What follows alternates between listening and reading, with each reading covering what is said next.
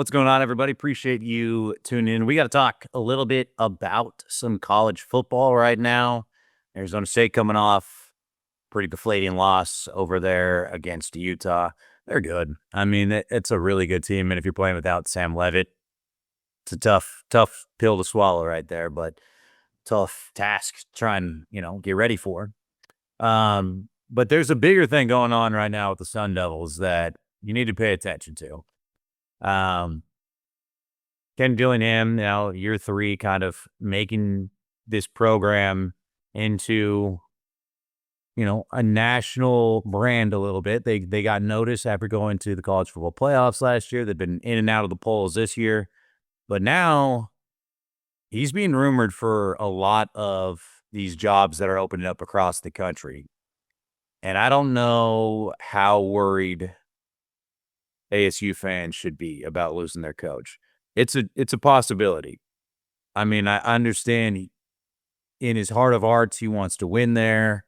This is his school. He came back here and he chose this school for a reason. It's all good and nice, but, if these other schools can add an extra zero behind kind of their offer sheets, it's tough to say no. Money talks, and it talks a long way. And if he really wants to win at the highest level, would he have a better shot at some of these other schools? The big one that is being tossed around right now is Penn State. Now, you want to talk about money, they just paid a guy $50 million to go away and just go coach somewhere else. Penn State is a program that has been butting its head at a national title now for half a decade and haven't been able to get over the top. But, I mean, you talk about facilities, you talk about money, you talk about NIL portions that they can offer, roster, name brand. It's got Arizona State beat on just about everything. It is a massive brand, and James Franklin got them to the doorstep. He just could never get them through the door. If they wanted to throw $7 million, $8 million, that's a lot of money to say no to per year for Dillingham. If he, took that phone call, you got to at least take the phone call. But man, that's a serious brand. That's a top 10 team every year. And those openings don't happen all the time. UCLA is another one that he's been rumored around, or his name's been kind of tossed around. That one's a little bit harder to see. It feels like UCLA hasn't been, a national powerhouse team. Is it a better program than ASU? Maybe, probably over the last 25 years, but it's not that much better. And will that pull at his heartstrings? Probably not. Maybe. I mean, he'll probably get a phone call, I would think. Arkansas. Let me tell you something about Arkansas. That's where Walmart is from. They got a lot of money. There's a reason their basketball team was able to go out and get Coach Cal and then just start offering people whatever they want. They have a lot of money over there. And there ain't nothing else competing with Arkansas in Arkansas. I mean, they own that state.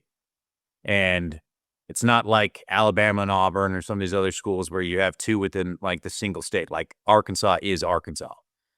And they can offer him a lot of money. Now, that program had a little bit of run for a second there 10 years ago, 15 years ago. I mean, they put together some good teams. Darren McFadden, I mean, they've had some guys come through there, but they haven't been much in recent years. And it's a hard job to really win at the highest level.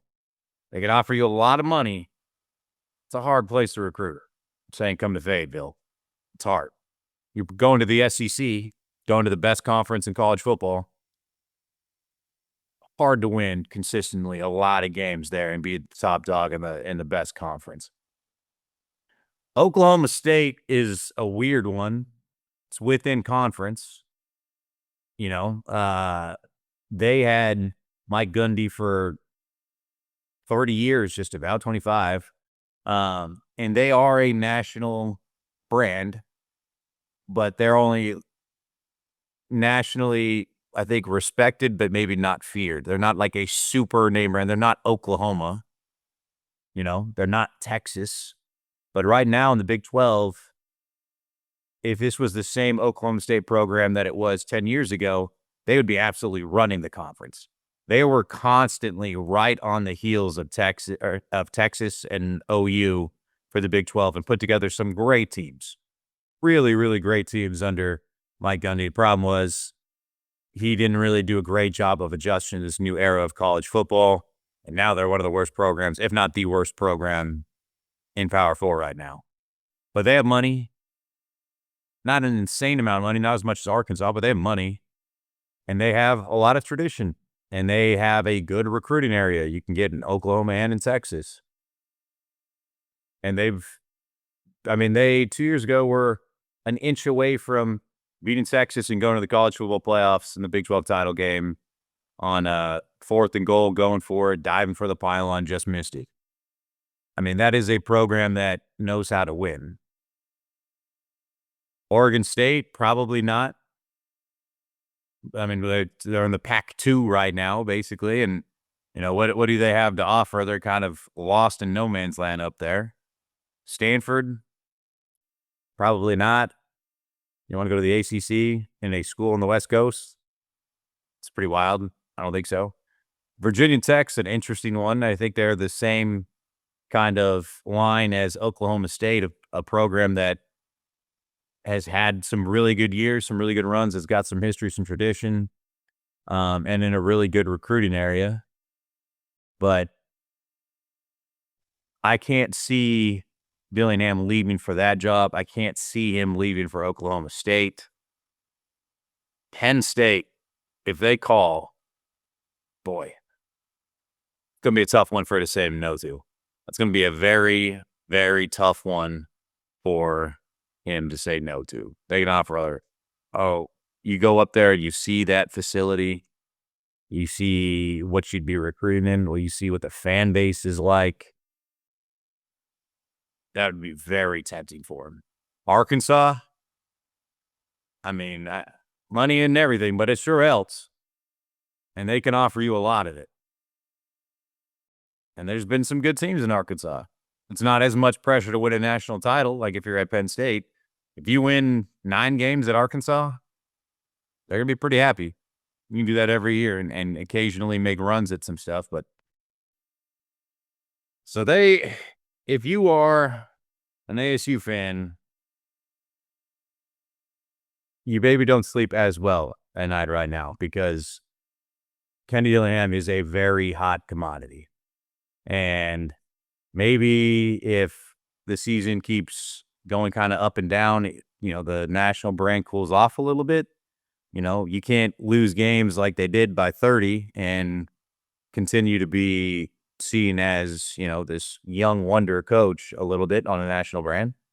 Then everyone starts looking at last season as maybe more of a one-off. But he's got some value out there, and there are some really intriguing jobs that are opening up, and we're only halfway through the season. There's going to be more. I don't know. It's tough. I think in his heart of hearts, he wants to win at ASU more than anywhere else, for sure.